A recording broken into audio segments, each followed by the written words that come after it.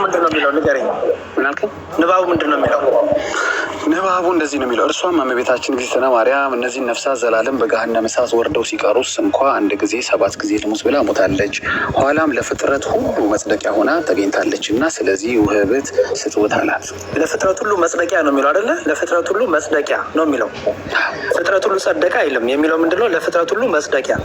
ለምሳሌ እኛ ምን እናምናለን መሰለ? ድንግል ማርያም ትውልድ ሁሉ ብጽዕት ይሉኛል ብላለች አይደል? ፍጥረት ሁሉ ብጽዕት ይሏታል።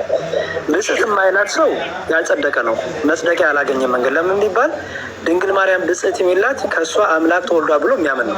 ለምሳሌ አይሁዶችን ሄደ ብጽዕት በሉ ብትላት አይሉ አይደል?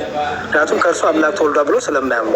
ስለዚህ ድንግል ማርያም ለፍጥረት ሁሉ መጽደቂያ ናት ስንል ምን ማለታችን ነው? ከእርሷ አምላክ ይወልዳልና የአምላክ እናት ተወልዷልና የአምላክ እናት ብሎ ማመን የጽድቅ አንደኛው የእምነት ጎዳና ስለሆነ ለፍጥረት ሁሉ አዎ መጽደቂያ ናት። ለምን? አንደኛ የሚበላውን የሚጠጣውን ያስገኘችልን ስለሆነች፣ ሁለተኛ ደግሞ እንደምታውቀው በእኛ ትምህርት ለምሳሌ በሔዋን ምክንያት ሞት እንደገባ ድንግል ማርያም ደግሞ የመልአኩ ቃል ተቀብላ ደግሞ እሺ ብላ ከእርሷ ስጋና ደም ነስቶ ፍሬ ሕይወት የሆነ ክርስቶስ ተገኝቷልና መጥቷልና። ሁለተኛ ደግሞ ድንግል ማርያምን ወላዲተ አምላክ ብሎ የሚያምን ሰው ከእርሷ የእግዚአብሔር ልጅ እግዚአብሔር ሆኖ መወለዱን ያምናልና ይሄ ደግሞ የጽድቅ መንገድ ነውና ከዛ የተነሳ መጽደቂያ ነው እንጂ የሚለው ፍጥረት ሁሉ ጸደቀ አይልም። እሱንም ብታስተካክለው። ለዓለም ሁሉ አማላጅ ሆና ሞታለች ይላል። ተቀበለዋለህ? እሺ ይሄን ሲነገር ሞታ ነበር ድንግል ማርያም?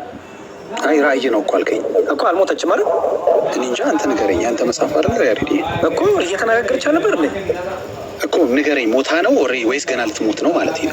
አይ አንተ ስታነበው ዳጊ እንደ ቅድም እኮ እኔማ ደምድሜ ስመጣ አንተ ደምድመ መተህ ነው አሉች። ብትጠይቅ ጥሩ ይሻላል ስላልከኝ እየጠየኩ ገባኝ እኮ። ስታነበው አንተ ንገረን። ገባህ? አደምድም። አሁን አብረን እያነበው ስታነበው ድንግል ማርያም ሞታለች ሲነገር ስትናገር ከልጇ ጋር እኔ እንጃ። ያንተ መጽሐፍ ስለሆነ አንተ ንገረኝ ያሬድ። እሺ ቅድም አልሞተችም ብላል። አልሞተችም ብዬ ደግምልሃለሁ። አልሞተችም።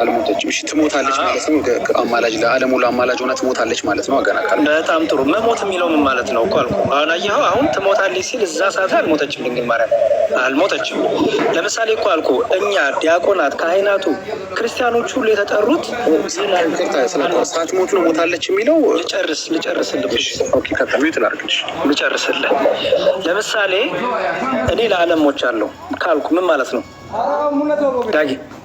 ለዓለም ሞተሃል አንተ? ሶሪ አንሚት ለማድረግ እሺ። ለዓለም ሞተሃል አንተ? ኦኬ። ለዓለም ሞታ ሲባል ነፍስ